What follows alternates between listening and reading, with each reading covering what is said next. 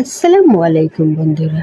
আজ জানতে পারবেন যখন আপনি আপনার চোখের পানি ধরে রাখতে পারবেন না, যখন নিজেকে খুব একা মনে হবে, তখন কি করবেন? যদি জীবন আপনার কাছে একগুচ্ছ হতাশা নিয়ে আসে, একগুচ্ছ মন খারাপ নিয়ে আসে, একগুচ্ছ দুশ্চিন্তা নিয়ে আসে, তাহলে সবকিছু আল্লাহর উপরে ছেড়ে দিন। নিঃসন্দেহে আল্লাহ যা করেন সেটা আমাদের ভালোর জন্যই করেন। না, আমরা জানি না আমাদের জন্য কোনটা উত্তম, আমরা জানি না আমাদের জন্য কোনটা সঠিক, কিন্তু তিনি জানেন। নিঃসন্দেহে আপনার রব আপনার দোয়া এবং আপনার ধৈর্য বেকার যেতে দেবেন না। যখন আপনি কান্না করেন, যখন আপনি অশ্রু ঝরিয়ে আপনার আল্লাহকে ডাকেন, তখন কি হয় জানেন? সে কান্না আল্লাহর আরশে পৌঁছে যায়। আর আমাদের রব, আমাদের আল্লাহ আমাদেরকে বলেন যে আমি তোমার নিকটবর্তী, তোমার অন্তরের থেকেও নিকটবর্তী। আপনি যখন অশ্রু ঝরান, আপনি যখন আল্লাহকে ডাকেন, আপনি যখন আল্লাহর জন্য কান্না করেন, যখন আল্লাহ তা শোনেন, তা জানেন, তা বোঝেন। আপনি যখন গভীর রাতে জেগে উঠে তাহাজ্জুদের নামাজ পড়েন, যখন আপনার চোখের পানি গড়িয়ে পড়ে সিজদায়, তখন আপনার রব তা দেখেন। সেই পরিস্থিতিতে আল্লাহ আপনাকে দেখছেন এবং তিনি জানেন আপনি কতটা কষ্টে আছেন। সেই সময় আল্লাহর দরবারে আপনার কষ্টের কথাগুলো বলুন। পবিত্র কোরআনে আল্লাহ পাক বলেন, আমার বান্দারা যখন আমার ব্যাপারে আপনাকে জিজ্ঞাসা করে, তখন আপনি বলুন, আমি খুব নিকটে, আমি প্রার্থনা করার সময় প্রার্থনাকারী দোয়া কবুল করি। সুবহানাল্লাহ। সূরা আল বাকারা।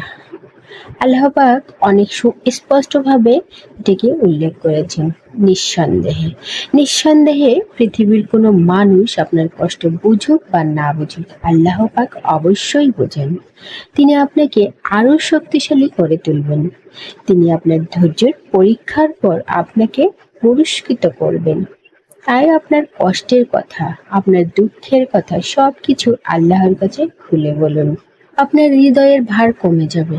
আল্লাহর রহমত এবং শান্তি আপনার জীবনে অতিবাহিত হবে। একটা কথা মাথায় রাখার চেষ্টা করবেন, পরীক্ষা তাদের জন্যই হয় যাদেরকে আল্লাহ পাক চান।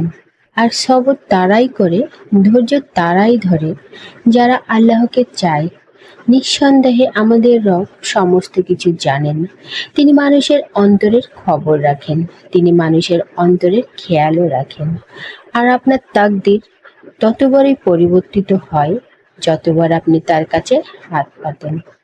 রাসূল করিম সাল্লাল্লাহু আলাইহি ওয়াসাল্লাম বলেন, দোয়া ব্যতীত কোনো কিছুই ভাগ্যকে পরিবর্তন করতে পারে না। জানেন দোয়া কি? নিজের প্রতিটা পেরেশানির কথা আল্লাহকে বলে নিশ্চিন্ত হয়ে যাওয়া। ইমাম আলী রাদিয়াল্লাহু তাআলা আনহু বলেছেন, যে তাকদিরে বিশ্বাস করে সে নিজের বিপদ আপদে ঘাবড়ায় না, মানুষকে হাজারো বার মিনতি করার পরেও রাজি হয় না। আর আমার রব একটা সেজদায় রাজি হয়ে যান। আমি আল্লাহর সাথে কথা বলতে পছন্দ করি, কারণ একমাত্র তিনি আমার কথাগুলো গুরুত্ব সহকারে, মনোযোগ সহকারে শোনেন। মনের কষ্টগুলো আল্লাহর সাথে শেয়ার করলে হৃদয়টা জুড়িয়ে যায়। অনেক অনেক অনেক বেশি মানসিক শান্তি পাওয়া যায়। কিছু সময় আল্লাহর স্মরণে কাটালে নিজের সময়টা ঠিক হয়ে যায়।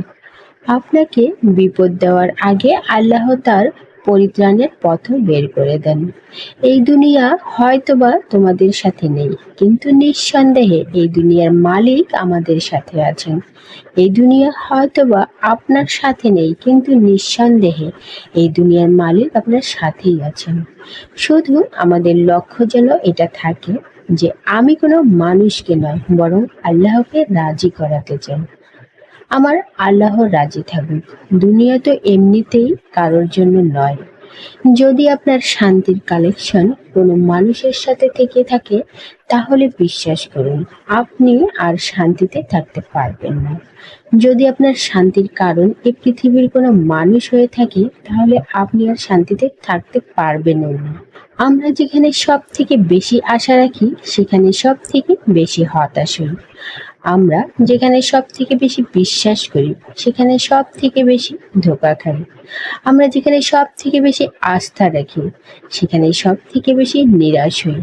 তাই সমস্ত আশা, আস্থা, বিশ্বাস, ভরসা আল্লাহর উপরে রাখা উচিত। আমাদের রবের উপরে রাখা উচিত।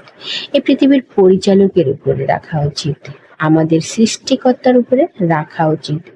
বিশ্বাস করুন, যদি আপনার শান্তির কালেকশন আল্লাহর সাথে থেকে থাকে তাহলেই আপনি শান্তিতে থাকতে পারবেন ইনশাআল্লাহ।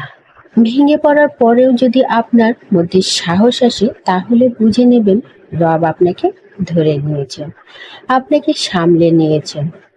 না জানি কিভাবে আমাদের আল্লাহ আমাদেরকে পরীক্ষা করেন।